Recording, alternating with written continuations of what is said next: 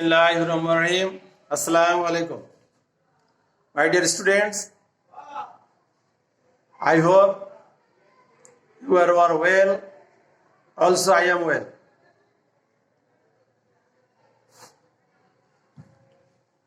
অনেকগুলো ক্লাস সত্ত্বেও আমি তোমাদের একটা ইংলিশ ক্লাস নেব। আমার বাল্যকালের আমি যখন 6, 7, 8 পড়তাম তখন আমার শ্রদ্ধেয় শিক্ষক সুরেন্দ্রনাথ নাগ আমাকে ভয়েসের সম্পর্কে মানে যে নিয়মগুলো শিখে তো সেই নিয়মগুলো আমি তার আলোকে আমিও মনে করবো আমি এখন তোমাদের মতো একজন ছাত্র, সেই হিসেবে আমি তোমাদের একটু ভয়েসের সম্পর্কে কিছু বলার চেষ্টা করতেছি। আশা করি তোমরা উপকৃত হবে। দেখো, এখানে প্রথম হলো ভয়েসের আমরা জানি বাংলা অর্থ বাচ্য। এই ভয়েস হলো দুই প্রকার, অ্যাক্টিভ ভয়েস আর হলো প্যাসিভ ভয়েস। অ্যাক্টিভ ভয়েস হলো বক্তা যখন নিজের কাজটা নিজেই সম্পূর্ণ করে, এরকম যদি বুঝায় তাহলে বলে অ্যাক্টিভ ভয়েস। আর প্যাসিভ হলো যে বক্তার কাজটা মানে অবজেক্টটা যখন তার মাধ্যমে সংগঠিত হয়, এরকম যদি বুঝায় তখন তাকে বলে প্যাসিভ ভয়েস। আমি তোমাদের একটা সেন্টেন্স দিয়ে দেখাচ্ছি। I eat rice. আমি ভাত খাই। এই যে এটা হলো সাবজেক্ট, হইল অবজেক্ট, আর এ হইল ভাত। এটাকে বলে অ্যাক্টিভ ভয়েস। অর্থাৎ আমি ভাত খাই, আমার কাজটা আমি নিজেই করতেছি, এই ভয়েস তাহলে অ্যাক্টিভ ভয়েস। এটা যদি আমরা প্যাসিভ করতে চাই তাহলে অবজেক্টে সাবজেক্ট করতে হবে। রাইস, মানে rice is eaten by me, এটা হলো প্যাসিভ। এখন অনেক সময় অনেক শিক্ষার্থীদের দেখি যে ভয়েসে ন্যারেশন, ট্রান্সফরমেশন এগুলো দিলেই সবাই করতে পারে, অথচ অনেক সময় নিয়ম পারে না। এই জন্য আমার কাছে খুব খারাপ লাগলো যে এরা নিয়ম কেন শেখে না। অর্থাৎ আমি যদি নিয়মটা পারি তাহলে আমি সবকিছুই যেভাবেই হোক আমি সেটা পারবো। সেই হিসাবে আমি তোমাদের একটু এখন এই অ্যাক্টিভ থেকে প্যাসিভ করার একটা নিয়ম আছে।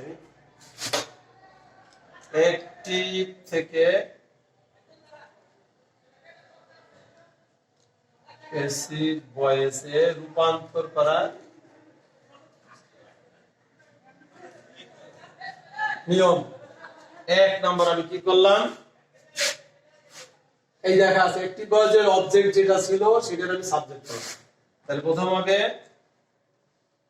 অ্যাক্টিভ ভয়েসের অবজেক্ট, প্যাসিভ ভয়েসে সাবজেক্ট করতে। 2 নাম্বার অ্যাক্টিভ ভয়েসের সাবজেক্ট, এই যে প্যাসিভ ভয়েসে আমি আবার বাই নিয়ে লিখলাম, তাহলে তখন আমার লিখতে হবে অ্যাক্টিভ ভয়েসের অবজেক্ট, সাবজেক্ট হবে অ্যাক্টিভ ভয়েসের সাবজেক্ট, প্যাসিভ ভয়েসে বাই যোগে অবজেক্ট করতে হবে। এখানে এছাড়াও কিছু কিছু আছে, মানে শুধু যে বাই বসবে এমন কথা না, অনেক সময় টু, উইথ, ফর ইত্যাদি বসে, মানে এগুলো অনেক সময় বসে। 3 নাম্বার এই যে অ্যাক্টিভ অবজেক্টে অ্যাক্টিভ অবজেক্টে সাবজেক্ট করলাম, এই সাবজেক্ট অনুসারে মানে টেন্স অনুসারে আর কি মূল ভার্বের এখানে মূল যে সাবজেক্ট, নতুন যে সাবজেক্ট, অর্থাৎ এই যেখানে রাইস আমরা করলাম এই সাবজেক্টের ভার্ব অনুসারে বা টেন্স অনুসারে ভার্ব দিয়ে আমরা টেন্স অনুসারে ভার্ব দিব।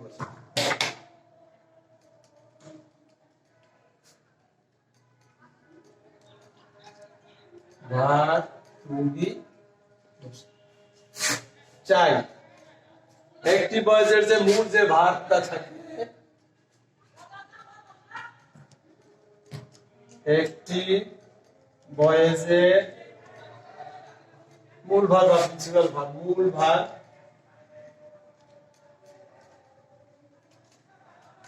passive voice past participle form করতে হয়। অর্থাৎ এখন সবচেয়ে নিয়ম হলো এই নিয়মগুলো অনেক বাচ্চারাই দেখা গেল মূল যে ভার্বের এই ফর্মগুলো পারে না, যদি আমি লিখতে পারি। এরপরে আছে একটা ভয়েসে অনেক সময় দুটো অবজেক্ট থাকে, যখন একটি ভয়েসে দুটো অবজেক্ট থাকলে একটিকে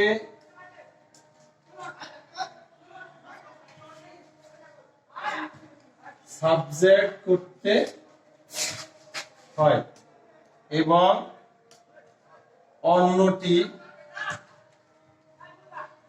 অবজেক্ট রূপে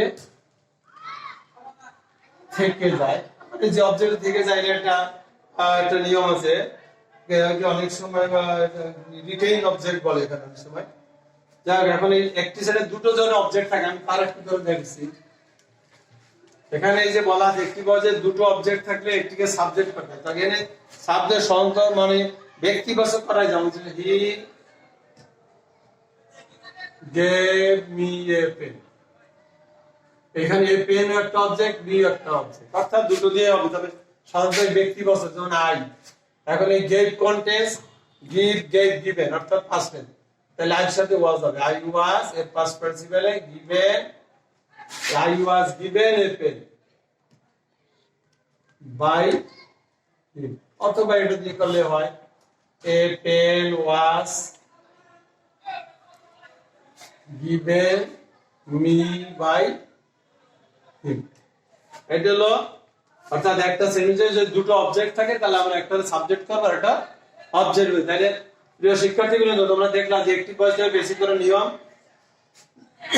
মোটামুটি 5টা নিয়ম জানলে হয়। এরপর এর ব্যতিক্রম অনেক সময় আছে। এই নিয়মগুলো জানা সাধারণত নিয়ম, যে ব্যক্তিতে বেসিক করার নিয়মগুলো এটা। এরপরে আমাদের শ্রদ্ধেয় স্যার আমাদের শিখেছিল টেন্সের সমস্ত নিয়মগুলো। আমি তোমাদের আজকে প্রেজেন্ট টেন্সের 3টে নিয়ম শুধু শিখাবো। আমার যেহেতু এটা বয়সে আমি যদি সুযোগ জীবিত থাকি তাইলে ক্লাসটা নেব। এটা হলো পার্ট 1। এখন আমি টেন্সের প্রতি প্রেজেন্ট টেন্সের 3টে তোমাদের একটু সংক্ষিপ্ত আকারে দেখার চেষ্টা করছি।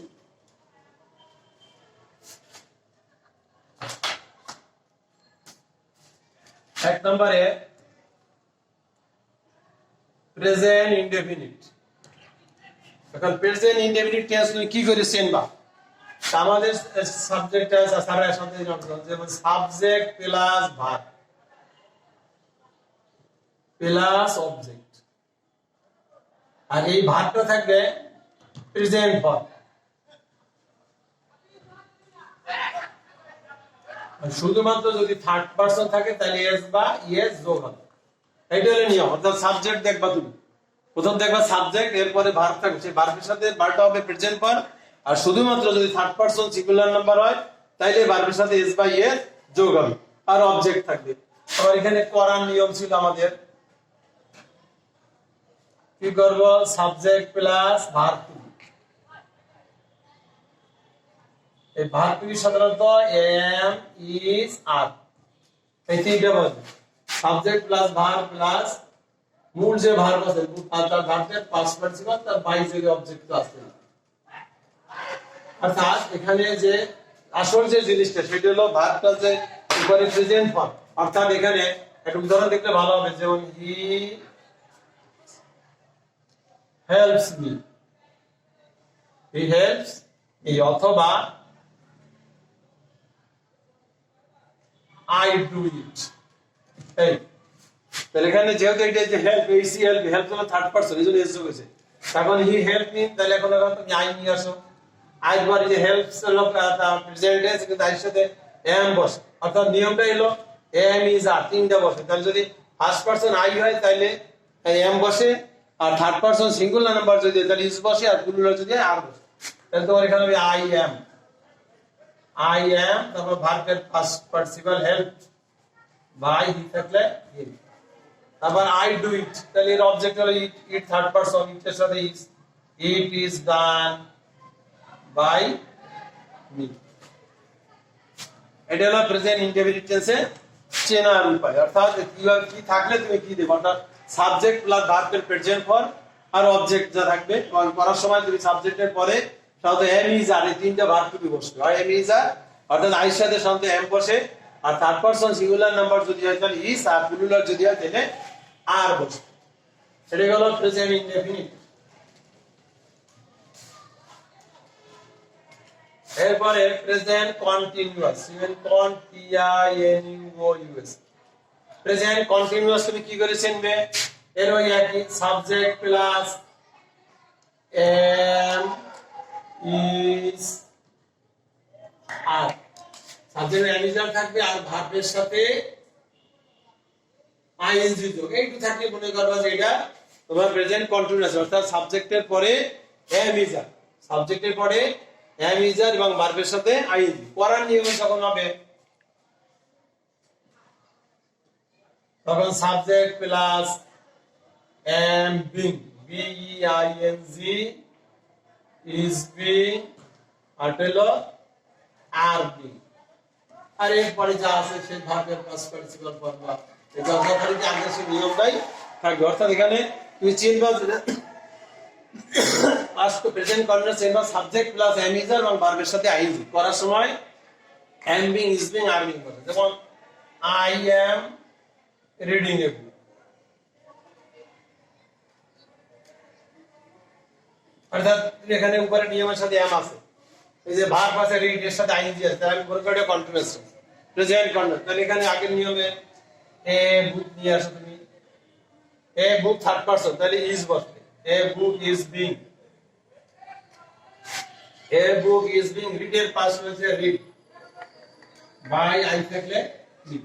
আর যদি প্রশ্নবোধক থাকে এগুলো দিয়ে প্রশ্নবোধকও করা যায়। আবার এর আবার অনেক সময় একটু ব্যতিক্রম আছে, যেমন I am two do it, I am two do ইট, এর অনেক সময় একটা সেন্টেন্স থাকে ব্যতিক্রম। এখন এখানে তো আর বিং নাই, তখন কি হবে? ইট আগে নিয়ে আসো, ইট ইজ টু বি, অর্থাৎ এই টু যদি থাকে এরপর এটা বি হয়, it is to be done by me. এটা হলো প্রেজেন্ট কন্টিনিউয়াস টেন্স। এরপরে একটা হচ্ছে প্রেজেন্ট পারফেক্ট।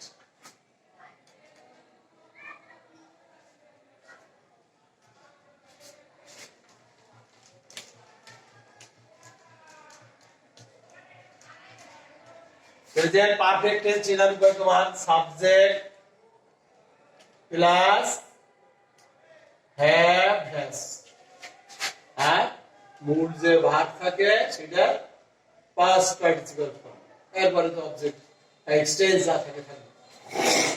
তাহলে সাবজেক্ট থাকবে, হ্যাভ হ্যাজ থাকবে, মূল ভার্বের পাশে, অর্থাৎ এর একটা সহজ পদ্ধতি হলো যে প্রেজেন্ট পাস্ট ফিউচার এই তিনটা সেন্টেন্স যদি পারফেক্ট হয় তো সবসময় মূল ভার্বের পাস্ট পার্টিসিপল করা থাকে, তোমার আর কষ্ট করতে হয় না। করার নিয়ম এই যে সাবজেক্ট প্লাস হ্যাভ বিন অথবা হ্যাজ বিন প্লাস অবজেক্ট দিয়ে যা আছে বসবে। এখানে হ্যাভ হ্যাজ কোথায় বসে? আবার যদি মনে করো প্লুরাল যদি থার্ড পারসন সিঙ্গুলার যদি হয় তাহলে হ্যাজ বসবে, আর সব সময় হ্যাভ বসে, যেমন উই হ্যাভ ডান ইট, তাহলে ইট, ইটের সাথে হ্যাজ হবে, ইট হ্যাজ বিন ডান, এইটা করাই আছে, ডান বাই বি থাকলে আছে।